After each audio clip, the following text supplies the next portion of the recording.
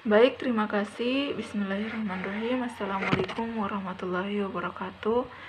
Perkenalkan, nama saya Wadi Nursyaban Ratu Adil, kelas A2 Farmasi dengan NIM F2020010664, Fakultas Sains dan Teknologi Universitas Mandala Waluyo Kendari. Baik, terima kasih kepada Ibu dosen karena telah memberikan saya kesempatan untuk mempresentasikan materi yang saya dapatkan yang berjudul hubungan struktur kuantitatif dengan aktivitas biologis obat amoxicillin. Next, pada pengertian yaitu pengertian dari amoxicillin adalah antibiotik dengan spektrum luas yang digunakan untuk pengobatan infeksi pada saluran napas, saluran empedu dan saluran seni, gonore, gastroenteritis, meningitis, dan infeksi karena salmonella sp seperti demam tipoid. Amoxicillin juga merupakan turunan penisilin yang tahan asam, tapi tidak tahan dengan penisilin. Amoxicillin sebagai turunan dari penisilin semi-sintetik yang stabil dalam suasana asam lambung. Amoxicillin diabsorpsi secara cepat dan baik pada saluran pencernaan, tidak bergantung pada makanan yang ada. Amoxicillin terutama diekskresikan pada bentuk yang tidak berubah dari urin. Ekskresi amoxicillin dihambat pada saat pemberian bersama probesenid, sehingga memperpanjang efek terapi. Amoxicillin juga mempunyai spektrum yang sama dengan ampicillin. Beberapa keuntungan amoxicillin dibandingkan ampicillin adalah absorpsi obat disalurkan cerna lebih sempurna sehingga kadar darah yang terkandung dalam plasma dan saluran seni lebih tinggi. Selanjutnya yaitu kegunaan amoxicillin. Amoxicillin digunakan dalam mengatasi infeksi yang disebabkan oleh bakteri gram-negatif seperti Haemophilus influenza, Escherichia coli, Proteus mirabilis, Salmonella. Amoxicillin juga dapat digunakan untuk mengatasi infeksi yang disebabkan oleh bakteri gram-positif seperti Streptococcus pneumoniae, Enterococcus nepenicillines producing Staphylococcus, dan Listeria. Namun walaupun demikian, amoxicillin secara umum tidak bisa digunakan secara sendirian sebagai pengobatan yang disebabkan oleh infeksi Streptococcus dan Staphylococcal. Amoxicillin diindikasi untuk infeksi saluran pernapasan, infeksi saluran kemih, infeksi Chlamydia, sinusitis bronkitis, pneumonia, absen gigi, dan infeksi rongga mulut lainnya. Selanjutnya, hubungan struktur dan aktivitas. Senyawa yang telah dimodifikasi memiliki aktivitas yang lebih besar dibandingkan dengan amoxicillin atau senyawa aslinya. Hal ini dikarenakan senyawa hasil modifikasi memiliki sifat yang lebih asam, sehingga senyawa lebih stabil dalam bentuk molekul. Hal tersebut menyebabkan absorpsi senyawa ke dalam sel lebih baik, sehingga senyawa N-benzoylamoxicillin memiliki aktivitas antibakteri yang lebih baik dibandingkan N-chlorobenzoylamoxicillin. N3-chlorobenzoylamoxicillin, suatu senyawa turunan amoxicillin, dihasilkan melalui reaksi antara senyawa amoxicillin dengan 3-chlorobenzoyl klorida. Pemasukan gugus 3-chlorobenzoyl pada molekul amoxicillin terjadi melalui reaksi substitusi nukleofilik. Karena adanya gugus amin primer, rantai samping amoxicillin berperan sebagai nukleofilik yang menyerang atom C karbonil, benzoil, dan turunannya.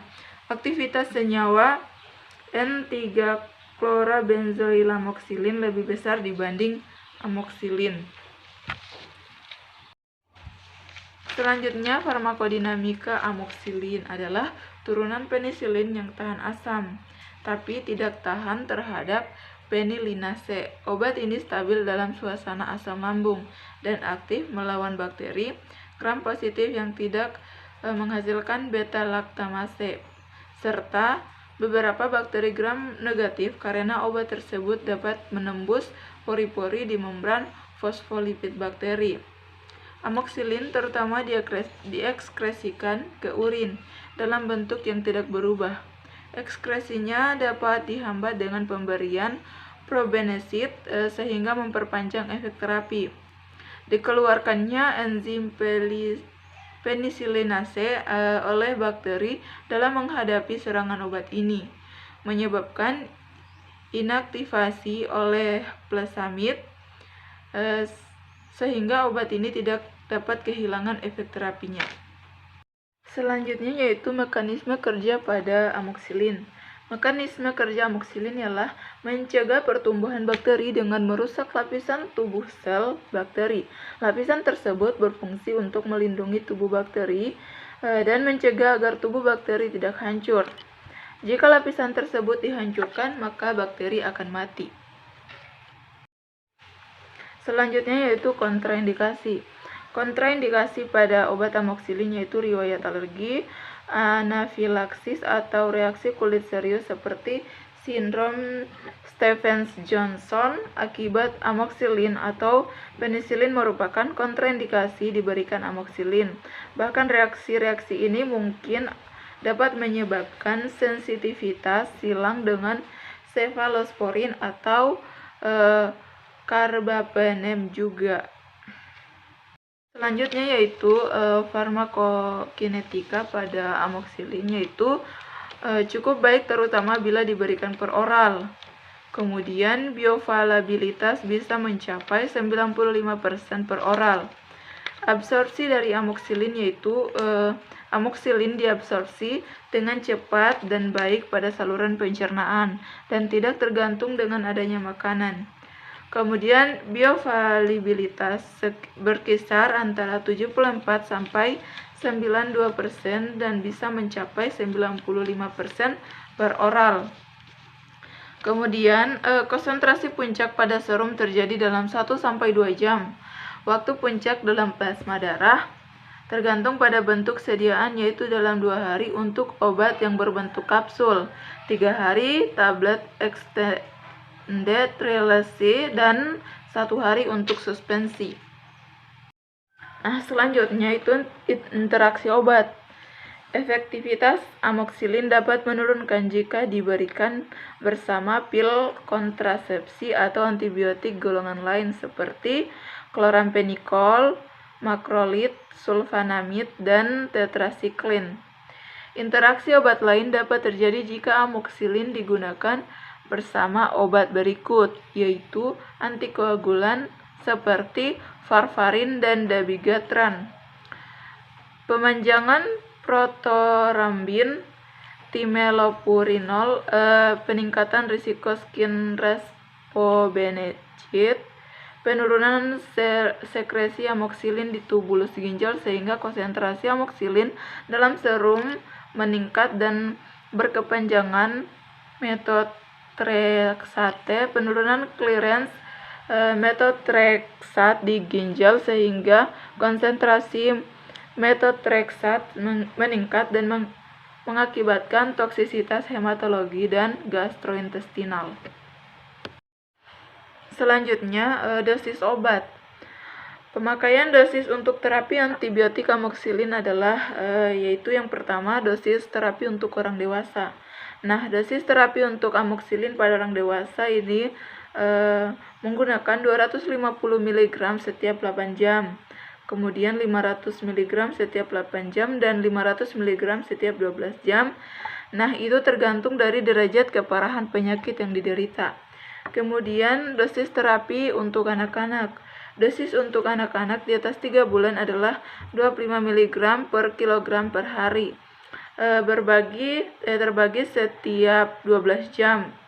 Kemudian 20 mg per kilogram per hari terbagi setiap 8 jam dan 40 mg per kilogram per hari terbagi setiap 8 jam dan 45 mg per kilogram per hari terbagi dalam 12 jam.